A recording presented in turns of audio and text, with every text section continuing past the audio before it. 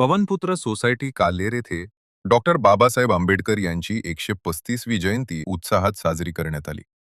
यावेळी कार्यक्रमात डॉक्टर बाबासाहेब आंबेडकर यांना अनोख्या पद्धतीनं 135 फुगे आकाशात सोडत, केक कापून आणि रंगीबिरंगी आतिषबाजी करत अभिवादन करण्यात आले।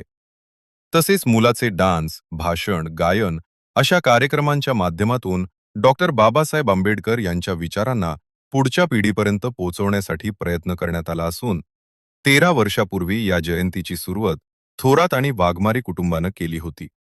आता सर्व भीम बांधव ही परंपरा कायम ठेवत असून दरवर्षी जयंती मोठ्या उत्साहात साजरी करत आहेत। या सोहळ्यास प्रमुख मान्यवर म्हणून शिवसेना शहर प्रमुख डॉक्टर देवनंद थळे, काल्हेर उपसरपंच भरत पाटील, भाजपा युवा मोर्चा अध्यक्ष श्रीधर पाटील, जॉयकुमार कंपनीचे व मथडी कामगार संघटनेचे प्रमुख तात्या शेठ उर्फ सुजित पाटील, उद्योजक अभिजित खंडागळे, पूर्णा येथील उपसरपंच अमोल पाटील, प्रशांत लुटे, शुभम मिश्रा, युवा नेता निर्णय थोरात, योगेश मारी, राम भोसले, वाघमारे, किशोर थोरात यांच्यासह मोठ्या संख्येनं भीम अनुयायी उपस्थित होते। आपण कुठल्याही धर्माचा असो, आपल्याला प्रत्येकाला आपल्या धर्माचा आपल्याला अभिमान हवा।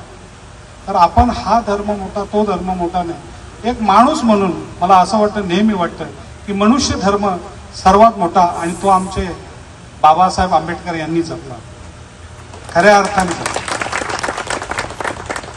आज त्यांच्याबद्दल सांगायचं झालं तर तुमचं सगळ्यांचं त्यांच्याबद्दल प्रेम आणि वाचन सगळ्यांचंच आहे, पण तरीही सांगतो की त्यांनी आपल्याला सगळ्यांना संघर्ष करायला शिकवलं, आपल्याला शिकायला शिकवलं, आपल्याला वाचायला शिकवलं आणि त्याच्यात एकत्र येऊन आपण संघर्ष करा, कारण तुम्ही संघर्ष केला तरच तुम्ही जे प्रयत्न कराल ते तुमच्या आयुष्यात नक्की फरक पडेल।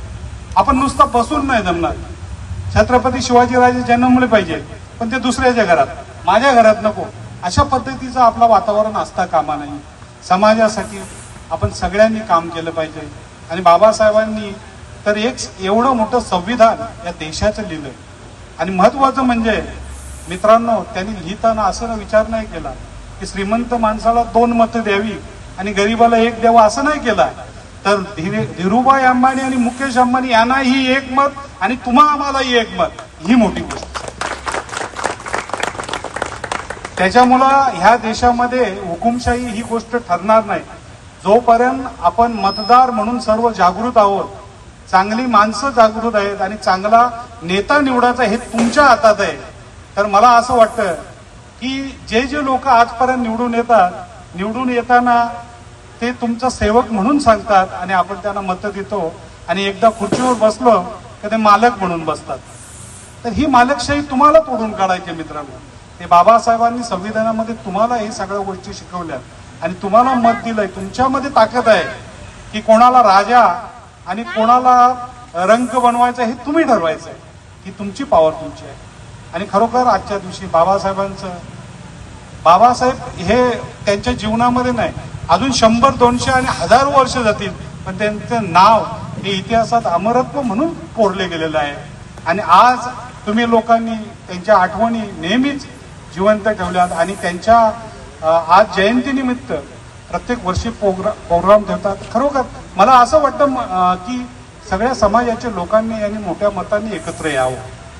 आपलं जे नेतृत्व आहे या महाराष्ट्रात होतं, या देशात होतं, खऱ्या अर्थानं आपण सगळे ते भूषण आहेत, ते आपले रत्न आहेत, ते रत्न आपण जपायला पाहिजे, बाबासाहेबांना जपायला पाहिजे, छत्रपती शिवाजीराजांना जपायला पाहिजे। मिळते त्या कार्यक्रमाला यायची थोरात साहेबांचं आमंत्रण असतो आणि ह्या कार्यक्रमात मी जेव्हा आलोय तेव्हा मी बघतो की सर्व सोसायटी, हे फक्त सोसायटी नाही तर एक परिवार म्हणून हा जयंतीचा कार्यक्रम तर असतो, पण नेहमी जेवढे सण असतात ते सगळे फॅमिली म्हणून तिथे साजरी होते। तर ते बघून खूप मस्त वाटतं आणि त्यामुळे या सोसायटीत प्रत्येक कार्यक्रमाला यायची म्हणजे इच्छा होतेच होते। तर